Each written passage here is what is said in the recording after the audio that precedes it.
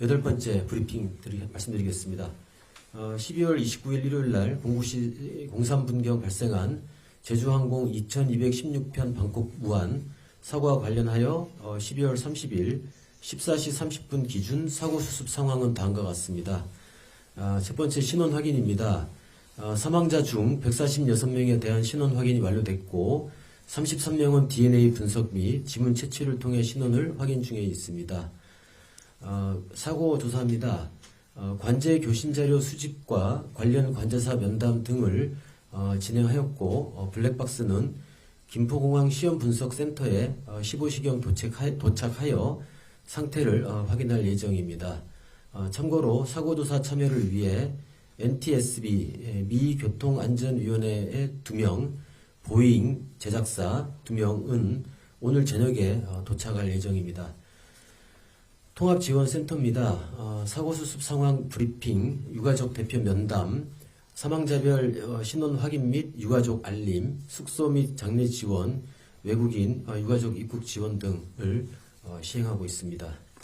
전수조사 실시와 관련된 내용입니다. 사고 항공기와 동일 기종을 운항하는 6개 항공사를 대상으로 항공기 엔진, 랜딩 기어 등 주요 계통의 정비 이력에 대한 전수조사 총 101대를 실시할 계획입니다. 오늘부터 해서 2025년 1월 3일까지 집중적으로 시행할 계획입니다. 예, 이상입니다. 네, 질의가 있으신 기자님 손 들어주시기 바랍니다. 네, OBS 최현성인데요. 그 로컬라이저 관련해서 오전에 그 재질이라든가 그 설치 규정 같은 것들 좀 확인해 보시겠다고 하셨잖아요. 확인이는지 일단 궁금하고요. 그리고 3시에 그 블랙박스 김포에 도착한다고 말씀하셨는데 이게 분석 가능 여부 언제쯤이면 좀 확인이 될지 말씀해 주시겠습니다. 예, 두 번째 그 블랙박스는 지금 15시경에 도착하는 것으로 예정이 되어 있습니다. 그래서 일단은 그 상태를 좀 보고 조사관들이 좀 판단을 좀 해야 될 것 같습니다. 지금 어떤 언제까지 그걸 하겠다라고 지금 지금 답을 드리기가 적합하지가 않은 상태입니다. 그리고 오전에 이제 말씀하신 방위각 로컬라이저, 방위각과 관련된 여러 가지 자료와 질의가 있었습니다. 저희가 사실은 지금 이 근거 규정이나 해외 어떤 그 내용들을 지금 좀 파악을 하고 있는 중이고 이 파악이 되는 대로 자료를 제공하겠습니다. 다만 아까 이제 외국 사례를 제가 좀 일부 조사를 했었는데 국내의 경우에는 그러니까 구조물을 활용해서 방위각 정보 제공을 하는 그 안테나를 높이를 높인 사례를 아까 말씀하셨습니다. 그거는 제주공항의 경우에는 콘크리트와 H빔을 써서 높이를 올린 바가 있고 여수공항의 경우에는 성토와 콘크리트, 또 포항 경주공항은 성토와 콘크리트를 써서 이 안테나 높이를 지금 올린 그런 사례가 있습니다. 해외 사례도 미국의 그 LA 공항이 이 콘크리트를 이용을 해서 높이를 올렸고 스페인의 테네리페 공항 콘크리트, 또 남아공의 킹팔로 공항에 또 콘크리트 이렇게 활용을 해서 올린 사례가 있습니다. 아까 이런 어떤 규정들에 대해서는 제가 좀 더 파악을 하고 다시 좀 말씀을 드리겠습니다. 이재용 예, 그 자료 요청을 좀 해드리겠습니다. 아까 그 사고 발생 개요도에 보면 이제 그 시간대별로 내용은 나와 있는데 저희가 지금 궁금한 거는 사고 발생 이후에 국토부에서 계속 조치를 취하셨잖아요. 조사관에 파견을 하고 블랙박스도 회수를 하고 하셨는데 그 시간대별로 어떠한 조치를 좀 하셨는지 그거 정확한 정리가 좀 필요할 것 같습니다. 지금 뭐 이렇게 구도로 계속 설명을 하다 보면 그것도 제대로 맞지 않는 경우가 있는 것 같아서요. 그 자료를 좀 부탁을 드리겠습니다. 네, 알겠습니다. 네, 다음 네, 조선일보 공단입니다. 두 가지 질문사항이 있는데 먼저 아까 전에 이 직전 브리핑에서 이제 셧다운 가능성에 대해서 좀 언급을 해주셨는데 물론 정확히 조사를 해봐야 알겠지만 이 셧다운이 전원 셧다운을 말씀하시는 건지 아니면 엔진 셧다운을 말씀하시는 건지 셧다운 가능성이 있을 거라고 보시는 근거가 무엇인지 좀 여쭤보고 싶고요. 두 번째로는 오늘 관제사 면담도 있었다고 말씀 주셨었는데 도대체 그 메이데이 전후 상황에서 어떤 내용이 오갔는지 좀 조사된 게 있는지 여쭤보고 싶고, 구체적으로는 이제 메이데이 선언 이후에 3분 후에야 소방 출동 요청이 관제탑에서 있었던 걸로 나오는데 왜 이렇게 늦어진 것인지 좀 조사 내용에 대해서 궁금합니다. 그 셧다운의 아까 뭐 근거는 사실은 지금 저희가 확인된 게 아닙니다. 아까 말씀드렸던 것처럼 그런 어떤 여러 가지 추정들이 나오고 있는데 그런 추정에 대해서는 사고 원인 조사를 좀 해야 명확하게 알 수 있을 것이다.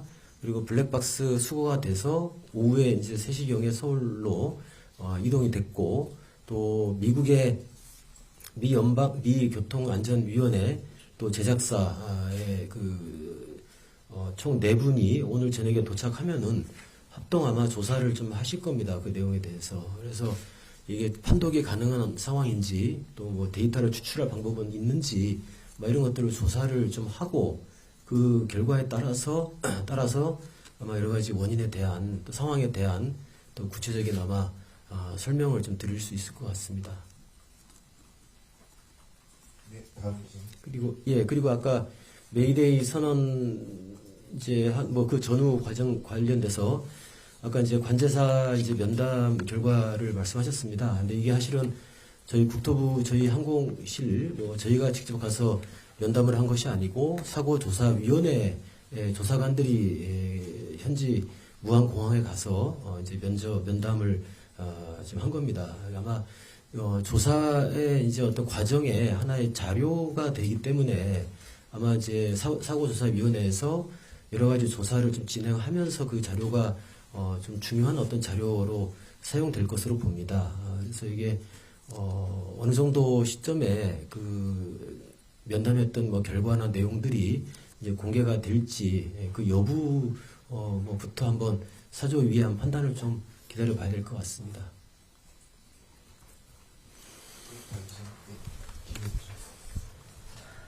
JTBC 김민입니다. 부상자 두 분의 그 현재 상태하고요. 혹시나 사고 관련 지원을 한 내용이 있는지 잘 못 들었습니다. 죄송합니다. 예. 부상자 두 분의 상태하고요. 그 다음에 혹시나 사고 관련 지원을 한 내용이 있는지 확인해 주십시오. 부상자 상태는 이제 병원으로 이송된 이후에 이제 뭐 중환자실에 계시고 뭐 그 정도로 이제 계속 저희가 파악은 되고 있는데 뭐 구체적인 뭐 그 당시 증언이라든지 뭐 이런 거에 대해서는 저희가 지금 파악하고 있는 건 없습니다. 네.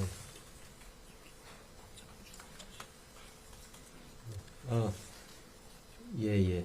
그 아마 생존자 객실 승무원 두 분이 계시는데 아마 남자분께서는 서울 이대병원에 입원해 계시고 아마 중환자실에 입원해 계신 상태고 여성분께서는 서울 아산병원에 입원해 계시고 여러 가지 이제 치료를 뭐 아마 받고 계시는 것 같습니다. 예. 여기 의식은 있으신 상태인가요? 그거는 일단 의식은 있으신 걸로 알고 있습니다. 네, 일단 의식은 있으신 걸로 알고 있습니다. 다음 기자. 저 한겨레 최현 기자인데요.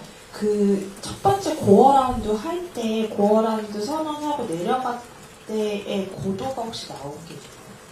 그 오전에도 브리핑할 때 이제 말씀하셨던 것 같은데 그 고도에 대해서는 지금 파악된 수치가 없습니다. 그게 아까 말씀드렸던 그 블랙박스 안에 아마 그런 내용들이 비행기록 장치 안에 아마 그런 내용들이 아마 포함이 되어 있을 거로 봅니다. 그럼 고어 라운드 시점에서 랜딩 기어를 펼쳤었는지 안 펼쳤었는지 그런 것도 알 수 없는 상태일까요? 펼칠 정도로 내려갔었는지 또는 안 펼쳐졌는지 정도가 확인되거나 그런 것도. 예, 모든 것들은 그 장치, 그 블랙박스 안에 당시 상황들이 아마 담겨 있을 거로 보고 있습니다. 그럼 최종 터치다운 시점에서 조종사가 랜딩 기어가 안 펼쳐져 있다는 걸 혹시 몰랐을 가능성도 있나요? 그거를 지금 말씀드리기가 어렵습니다. 그게 다 조사하면서 다 좀 밝혀져야 될 내용입니다.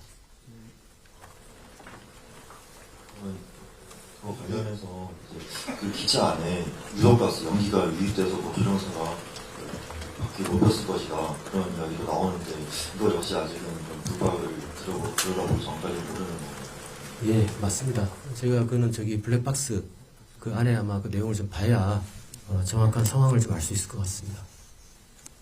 지위가 있으신 기자님의 손을 들어주시기 바랍니다. 기자치 최신한 기자.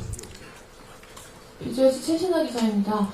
항공사 가동률 규정이나 규제가 따로 없다고 들었는데 그게 맞는지 확인하고 싶고요. 그리고 만약에 그런 규제가 없다면은 항공사가 항공기를 과하게 가동하면 분명 안전상의 문제가 생길 텐데 가동률 말고 어떤 기준으로 규제를 하고 있는지 궁금합니다. 예, 항공기 안전을 확보하기 위한 여러 가지 기준들이 있습니다. 예를 들어 가지고 항공기 등록에 필요한 정비 인력 산출 기준이라든지 여러 가지 기준에 따라서 또 정비 주기에 따라서 정비를 또 해야 되는 기준들이 있고 이런 어떤 안전 조치를 이행하기 위한 여러 가지 기준들을 따라야 되는 겁니다. 따르는 가운데 이제 운항을 하도록 되어 있는 것이고 그런 것들을 우리 안전감독관들이 이제 현장에 나와서 확인도 하고 그런 어떤 절차를 밟게 되어 있습니다. 최소 정비 시간 같은 거 말씀?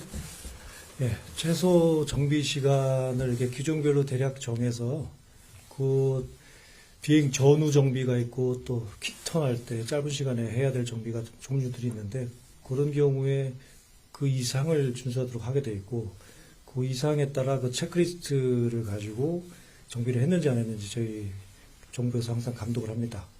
그래서 가동률이 높고 낮고 하는데 이제 종합적으로 규정과 절차를 이제 지키느냐 이게 이제 중요하고요. 그 가동률이 좀 무리가 있다 이런 판단은 이번에 저희가 좀 점검을 해보면서 종합적으로 판단을 할 계획입니다. 다음 기자님. 김경희 기자님. 예, MBN 김경기입니다. 아까 오전에도 여쭤봤는데 그 랜딩을 한 시점이 그 활주로 시작부터 1.2km가 맞는지 일단 그거 다시 알려주시고요. 그리고 그때 그 오전에 그래서 원래 보통 그 통상적으로 활주로에 찍혀 있는 일반적인 그 여객 항공기가 내리는 그 포인트가 그 활주로 시작에서 몇 미터 앞인지, 몇 미터 뒤인지 그거 일단 정확하게 파악된 거 있으면 알려주시면 고맙겠고요. 그리고 이제 블랙박스 실제로 파손된 거 이제 가지고 시험문서 갔는데 이거 블랙박스 저희 결과를 봤는데 한 달을 기다려야 되는 건지 좀 더 빠르게 나올 방법은 없는지 이게 어찌됐건 빨리 어떻게든 이 결과, 이 사고 원인을 빠르게 분석을 하는 게 이게 여러 가지 되게 지금 문제를 해결하는데 큰 도움이 될 것 같은데 조금 더 당길 방법은 없는지 그거 알고 싶습니다. 예, 랜딩 지점은 여러 가지 추정 치들이 제기되는 것 같습니다. 그런데 랜딩 지점에 대해서는 정확하게 그 상황을 알려면은 블랙박스 검사가 필수적입니다. 비행 기록 장치를 좀 보고 또 통신 기록들 이런 것들 보면서 어디에서 터치다운이 이루어졌는지를 정확히 알 수 있을 것 같습니다. 여러 추정치들 나오는 것은 사실은 좀 조사를 해야 정확한 자료로 다시 말씀드릴 수 있을 거라는 말씀을 드리고요. 부딪히면서 이게 동체 착륙이니까 네네. 부딪히면서 분명히 이게 흔적이 남아있을 거잖아요. 활주로에. 그거는 충분히 어느 정도 지금도 알 수 있는 거 아닙니까?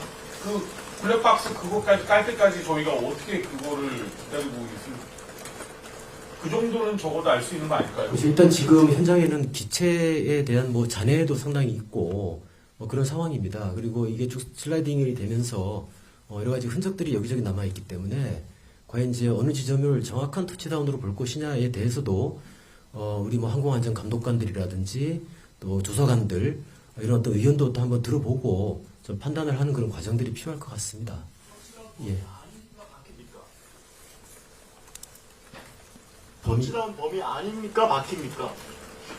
예, 그것도 일단 추정치입니다. 아까 말씀하신 터치다운 지점이 보통 활주로 끝에서 약 한 400m 정도, 약 400m 안팎 그렇게 되어 있습니다. 규정이.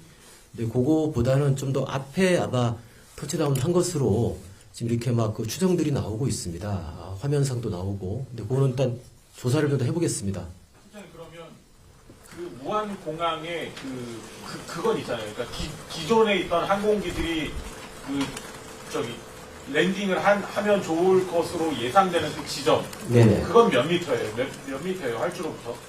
지금 이제 활주로부터 이제 통상 400m 정도로, 예, 400m입니다. 근데 이제 활주로 연장 사업을 하면서 일부 이제 종전의 그런 에이밍 포인트가 좀 앞으로 이설돼 있는 이제 그런 상황입니다. 그래서 그건 저희가 수치를 좀 계산을 해보고 있는 중이기 때문에 좀 자료가 나오는 대로 다시 말씀을 드리겠습니다.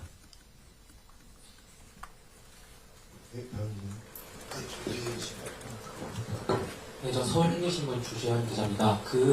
오전에 설명 주실 때 3분의 1 지점에서 착륙 확률 추정된다고 말씀을 주셨는데, 근데 제가 이제 알기로는 활주로 길이 2,800m고, 단순 계산하면 3분의 1 지점으로 하면 대략 한 900m 지점이어야 될 것 같은데, 또 오전에 말씀 주실 때 1200m 지점이라고 하셔서 좀 정확하게 활주로 시작점부터 몇 미터 정도의 랜딩 확률로 추정이 되고, 그래서 남은 활주로는 몇 미터고, 거기서 200m를 더해서 총 얼마나 주행이 있는지를 추정치로 좀 말씀을 주시면 기사에 혼선이 없을 것 같아서요. 한번 좀 정리해 주시면 감사하겠습니다.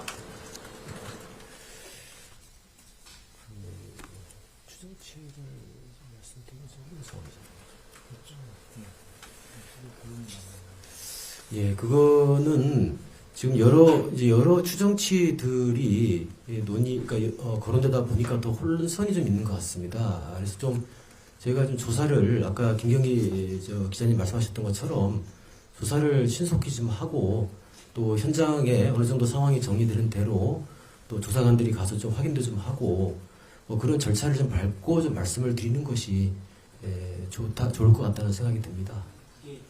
질문을 드린 게 정확한 지점이 아닌 건 알고 있는데 모두가 지금 말씀드린 다양한 추정이 나오는데 오전에 3분의 1 지점이라고 말씀을 주셨고 그 이후에 약간 정확한 수치가 없는데 1200m라는 수치가 또 나와 있어서 뭔가 이제 근데 합리적으로 뭐가 안 맞잖아요. 그러니까 그게 더 혼란스러우니까 3분의 1 지점을 기준으로 대충 어느 정도라는 것 정도를 추정치를 말씀드린다는 거죠. 그게 혼선이 덜하지 않을까요?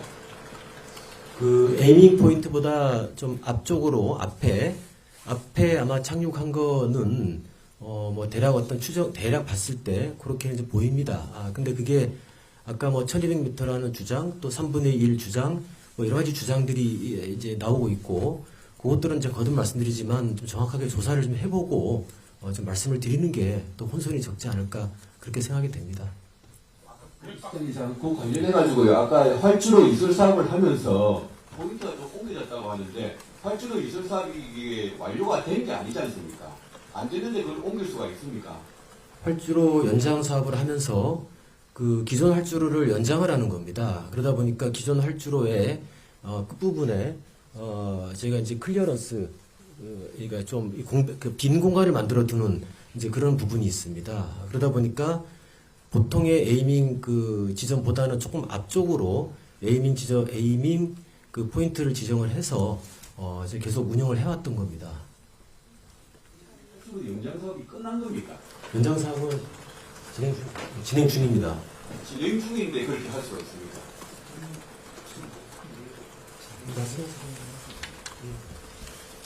활주로 연장 사업이든 뭐든 이 공항에 변동이 생기면은 AIP나 노탐을 통해서 공지를 합니다.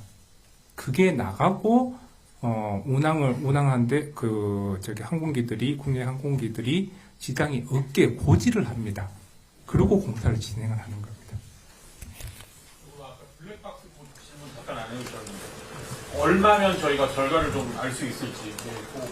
오늘 이제 저녁부터 이제 합동 조사가 시작되니까 어느 정도 좀 빨리 나올 수 있는지 저희도 좀 확인을 해보겠습니다. 일단은 파손 상태라든지 또 데이터 추출 가능성 같은 것들을 전문가들이 일단 판단을 먼저 하는 그런 절차가 선행될 겁니다. 그게 돼야 그 다음에 어떤 절차를 밟을 것인지가 나올 것 같습니다. 오늘 저녁 도착 말씀이 한국 인천공항 도착인가요? 아니면 김포 어디 센터 도착인가요? 인천공항을 알고 있습니다. 인천공항. 예. 다음 기자님.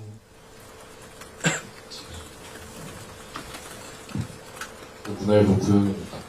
방금 전에 말씀하신 게 활주로 연장사항에서 에이밍에서 이설됐다고 말씀하셨는데 그때 클리어런스가 좀 고시 나와 있는 개방 조형 말씀하신 게 맞는 건가요? 그러면은 개방구역 규정상 75m 이상 땡기게 돼 있는데 활주로 최소 75m 이상 주로 넘었다는 얘기로 이해되는 겁니까? 지금 개방구역과는 다른 개념을 말씀드렸습니다. 개방구역이 아닙니다. 그거는. 다른 개방구역은 다른 용도가 있는 것이고 개방구역 외에 뒤쪽에서 공사를 하고 있으니까 이 부분은 좀 이제 비워두는 안전을 위해서 비워두는 이제 그런 개념으로 생각하시면 되겠습니다.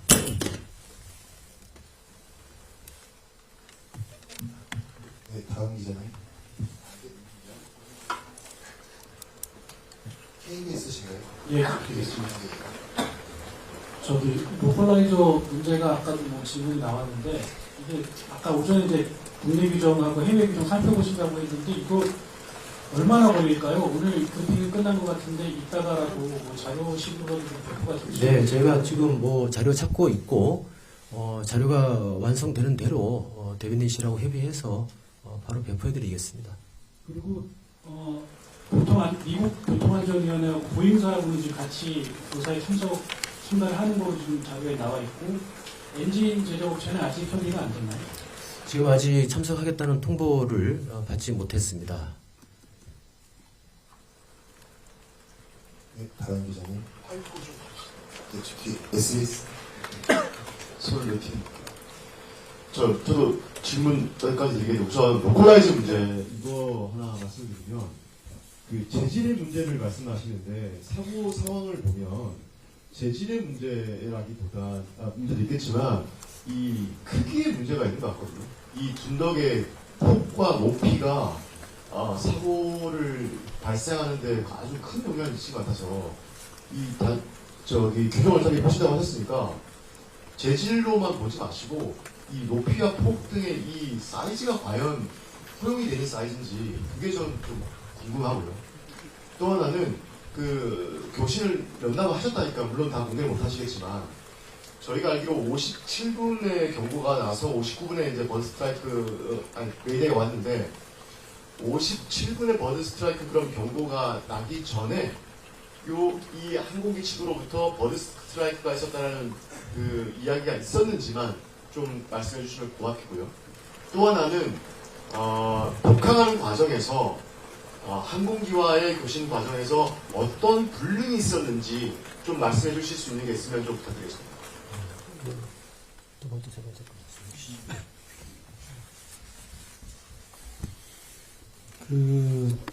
조류 충돌이 있었다고 조종사가 이제 언급을 한 거는 요거는 저희가 이제 확인을 해드렸는데요. 8시 59분경입니다. 초단위는 FDR 데이터 확인해야 되지만 59분경에 조류 충돌로 비상선언을 하고 복행하겠다. 그렇게. 그 전에 없었던 거죠? 예, 저희가 파악하기로는 예, 그렇습니다. 그다음에 복항하는 과정에서 좀 불능이라고 그 교신에게 있는 게 어떤 게 있는지 여쭤봤습니다. 복항하는 과정에서 관제사하고 뭐 지시 유도하는 과정이 있습니다. 이제 그 과정에서 어느 순간에 그 소통이 좀 원활치 않고 단절되고 그렇게 작질을 하고 충돌하는 그런 상황이 좀 전개된 걸로 저희가 지금 그렇게 일단 파악을 하고 있습니다. 그 과정에서 교신이 원활하지 않아서 예를 들어서 엔진 불능, 랜딩 기어 불능 이런 등등의 불능과 관련된 교신들은 구체적으로 주고받는 게 없다. 그러니까 그 원인에 대해서는 지금은 저희가 알 수가 없습니다. FDR하고 CVR은 모두 조합해서 규명을 해야 될 사안입니다. 어떤 이유에서 그런 상황이 생겼는지는 지금은 모든 게 다 지금 추정일 뿐입니다. 마지막 하나 여쭤보면 제가 버드 스트라이크 여쭤본 게 57분 경고 뜨고 59분에 메이데이가 오는 건 그 착륙허가 나오고 난 다음에 거의 활주로 초입 상공에서 그 버드 스트라이크가 난 걸로 보이는데 그렇게 보면 거의 공항 그 활주로 거의 위에서 버드 스트라이크가 발생한 거 아니겠습니까? 그러면 이 버드 스트라이크가 충돌 가능성이 공항 주변에 아주 가까이 와 있는 상황인데 그 경고가 좀 늦게 나간 건 아닌지